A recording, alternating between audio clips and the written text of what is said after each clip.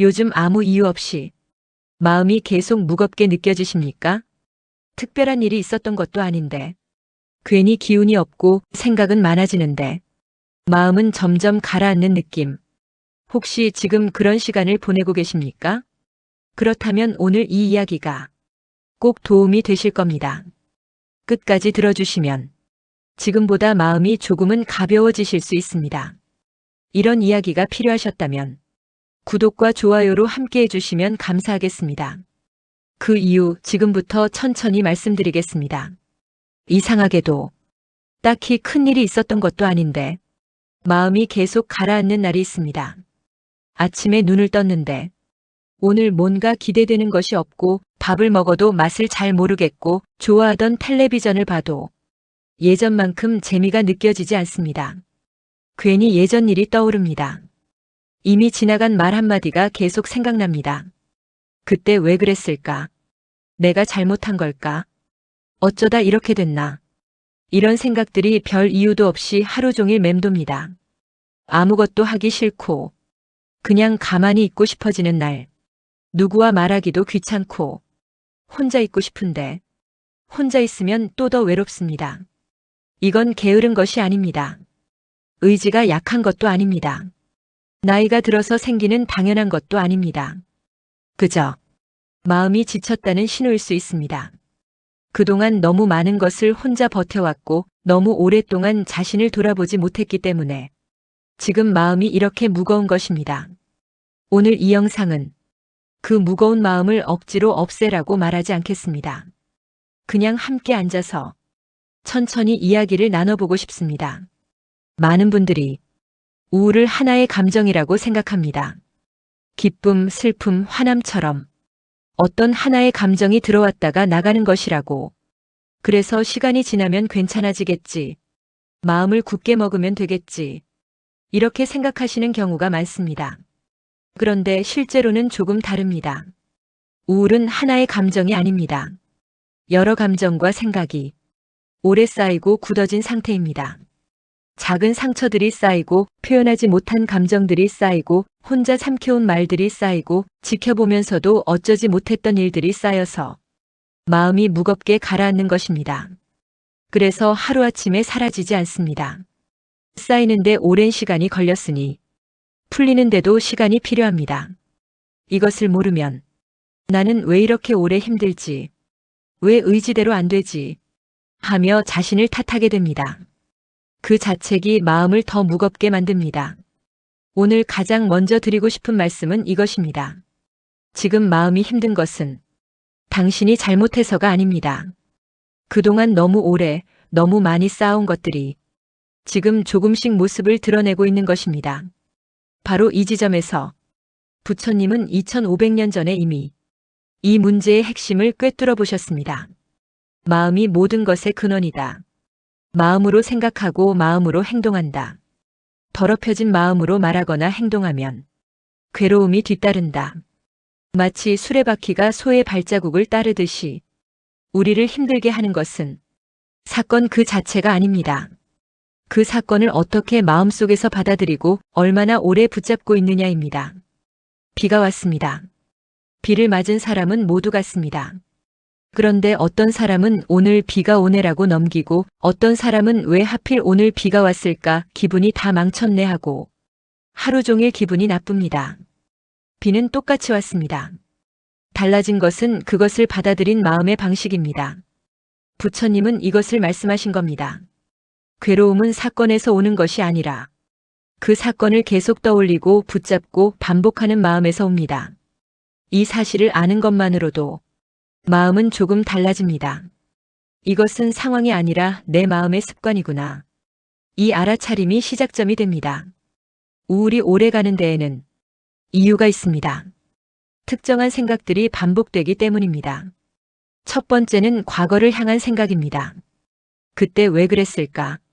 그 말을 하지 말았어야 했는데 그 선택이 잘못이었나? 이 생각들은 이미 끝난 일에 대한 것들입니다.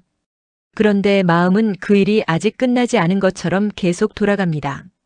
마치 오래된 영화를 반복해서 재생하는 것처럼. 그리고 그 영화는 볼 때마다 마음을 무겁게 합니다. 두 번째는 자신을 향한 생각입니다. 나는 왜 이럴까? 나는 왜 이것밖에 안 될까? 내 나이에 이게 맞나? 이 생각들은 자신을 법정에 세워놓고 판사, 검사, 피고인을 혼자서 다 맞는 것과 같습니다. 스스로를 고소하고 스스로 심판하고 스스로 유죄를 선고합니다. 그리고 그 판결은 늘 가혹합니다. 세 번째는 미래를 향한 생각입니다. 앞으로 괜찮아질까? 이 마음이 나아지기는 할까? 남은 시간이 이렇게 힘들면 어떡하지? 이 생각들은 아직 오지 않은 일에 대한 걱정입니다. 일어나지도 않은 불행을 미리 경험하는 것입니다. 이 세 가지 생각에 공통점이 있습니다. 모두 답이 나지 않는 질문들입니다. 아무리 생각해도 해결이 되지 않습니다. 그래서 계속 반복됩니다. 반복될수록 마음은 더 지칩니다. 더 지칠수록 생각은 더 무거워집니다. 이것이 우울이 길어지는 핵심 구조입니다. 그런데 많은 분들이 바로 이 지점에서 가장 중요한 것을 놓칩니다. 우울할 때 우리가 본능적으로 하는 행동이 있습니다. 그것은 우울에서 빨리 벗어나려는 것입니다. 이러면 안 되지. 정신 차려야 해. 이 생각하면 안 돼. 빨리 기분을 바꿔야지. 그런데 부처님의 가르침과 현대 심리학이 똑같이 말하는 것이 있습니다. 우울을 없애려고 할수록 오히려 우울은 더 깊어진다는 것입니다. 왜 그럴까요? 저항하면 더 강해지기 때문입니다. 억누르면 더 크게 올라오기 때문입니다. 그렇다면 어떻게 해야 할까요? 지금부터 그 이야기를 드리겠습니다. 내려놓는다는 것은 무기력하게 포기하는 것이 아닙니다. 억지로 잊으려고 하는 것도 아닙니다. 단지 붙잡지 않는 것입니다. 그리고 그 첫 번째 방법은 바라보는 것입니다. 부처님은 이렇게 말씀하셨습니다. 자신의 마음을 알아차리는 것이 모든 수행의 시작이다. 바라보는 마음이 생기는 순간 집착은 힘을 잃기 시작한다. 감정이 올라올 때 우리는 보통 그 감정 안으로 들어가 버립니다. 우울이 오면 나는 우울하다가 됩니다. 불안이 오면 나는 불안하다가 됩니다. 그런데 부처님은 그 감정을 바라보는 또 다른 내가 있다고 하셨습니다. 아, 지금 내 안에 우울한 느낌이 올라오고 있구나. 아, 지금 마음이 무겁구나. 아, 지금 내가 많이 지쳐 있구나. 이렇게 한 발짝 물러서서 바라보는 순간 우울은 나 자체가 아니라 내가 지금 겪고 있는 하나의 상태가 됩니다. 비가 오고 있습니다. 하지만 하늘은 비가 아닙니다. 비가 지나가도 하늘은 그대로입니다. 우울이 와도 나라는 사람 자체가 우울한 것이 아닙니다. 지금 우울이라는 구름이 지나가고 있는 것입니다. 그 구름을 바라보는 나는 언제나 그 자리에 있습니다. 이 바라봄이 시작되면 우울은 조금씩 힘을 잃습니다. 그리고 그 자리에 아주 작은 여유가 생기기 시작합니다. 마음이 무거운 시간이 길어지는 또 하나의 이유는 자기 자신을 계속 몰아붙이는 것입니다. 나는 왜 이것밖에 안 될까? 이 나이에 이게 뭔가? 남들은 다 잘 사는 것 같은데. 예전에는 이 정도는 거뜬했는데. 이런 생각들은 마음이 힘들 때 더 자주 더 강하게 올라옵니다. 그리고 이 자책과 비교는 이미 무거운 마음 위에 돌멩이를 하나씩 더 쌓아 올리는 것과 같습니다. 여기서 한 가지 꼭 기억하셨으면 하는 것이 있습니다. 지금의 당신은 틀린 것이 아닙니다. 모자란 것이 아닙니다. 단지 지금 지쳐있는 상태일 뿐입니다. 마라톤을 42km 뛰다가 힘이 빠진 사람을 보고 왜 이렇게 힘이 없어 더 빨리 뛰어야지라고 하는 사람은 없습니다. 그 사람은 그냥 42km를 뛰었기 때문에 지친 겁니다. 여러분도 그렇습니다. 수십 년을 쉬지 않고 달려왔습니다. 가족을 위해, 책임을 위해, 생계를 위해. 그 오랜 시간 동안 단 한 번도 제대로 쉬지 못했습니다. 그러니 지금 지쳐있는 것은 당연한 결과입니다. 당신이 약해서가 아닙니다. 그만큼 오래, 그만큼 열심히 달려왔기 때문입니다. 19세기 독일의 철학자 쇼펜하우어는 평생 인간의 고통을 연구한 사람입니다. 그는 말했습니다. 인간의 고통은 끝없는 욕망과 끊임없는 비교에서 자라난다. 자신이 가진 것을 보지 않고 남이 가진 것만을 바라보는 한 인간은 결코 만족할 수 없다. 아르투어 쇼펜하우어. 비교는 항상 나를 부족하게 만드는 방향으로 작동합니다. 남들의 좋은 점과 나의 나쁜 점을 비교합니다. 남들의 현재와 나의 과거를 비교합니다. 남들의 겉모습과 나의 속사정을 비교합니다. 이렇게 되면 이길 수가 없습니다. 어떤 상황에서도 나는 부족한 사람이 됩니다. 그런데 한번 생각해 보십시오. 남들의 삶이 정말 그렇게 괜찮아 보일까요? 밖에서는 웃고 있어도 각자의 방에서는 각자의 무게를 지고 있습니다. 남들도 나와 같이 힘든 시간을 보내고 있습니다. 비교를 멈추는 순간 마음에 여유가 생깁니다. 내가 가진 것을 볼 수 있게 됩니다. 지금 이 자리에서 충분히 괜찮은 것들이 보이기 시작합니다. 쇼펜하우어가 말한 해결책은 의외로 단순했습니다. 비교를 멈추고 지금 자신의 삶을 바라보라. 그것이 고통에서 벗어나는 첫 번째 문이라고 했습니다. 동양의 부처님, 서양의 철학자에 이어 성경도 같은 위로를 건넵니다. 마태복음 11장에서 예수님은 이렇게 말씀하십니다. 수고하고 무거운 짐진 자들아, 다 내게로 오라. 내가 너희를 쉬게 하리라. 마태복음 1128. 이 말씀은 종교를 떠나서 인간의 보편적인 진실을 담고 있습니다. 수고하고 무거운 짐을 진 사람이 있습니다. 그 사람에게 필요한 것은 더 열심히 해가 아닙니다. 강해져야 해가 아닙니다. 쉼입니다. 내려놓음입니다. 그 짐을 잠시 내려도 된다는 허락입니다. 여러분은 지금 얼마나 많은 짐을 지고 계십니까? 자식 걱정, 건강 걱정, 노후 걱정, 외로움, 지나간 일에 대한 후회, 이루지 못한 것에 대한 아쉬움. 이 짐들을 전부 혼자 지고 지금까지 걸어오셨습니다. 이제 잠시 내려놓아도 됩니다. 다 해결하지 않아도 됩니다. 완벽하지 않아도 됩니다. 지금 이 순간만큼은 그 짐들을 잠시 내려두고 숨을 쉬어도 됩니다. 지금까지 들으시면서 내 이야기 같다 싶으셨다면 이 영상이 다른 분들에게도 위로가 될 수 있습니다. 지금 이 순간에도 홀로 마음이 무거워 힘들어하고 계신 분들이 어딘가에 계실 겁니다.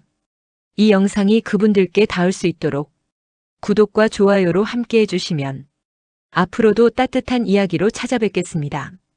잠깐 지금 마음이 무거우신 여러분의 지나온 삶을 잠시 함께 들여다보고 싶습니다. 살면서 기쁜 날보다 버텨야 했던 날들이 더 많으셨을 겁니다.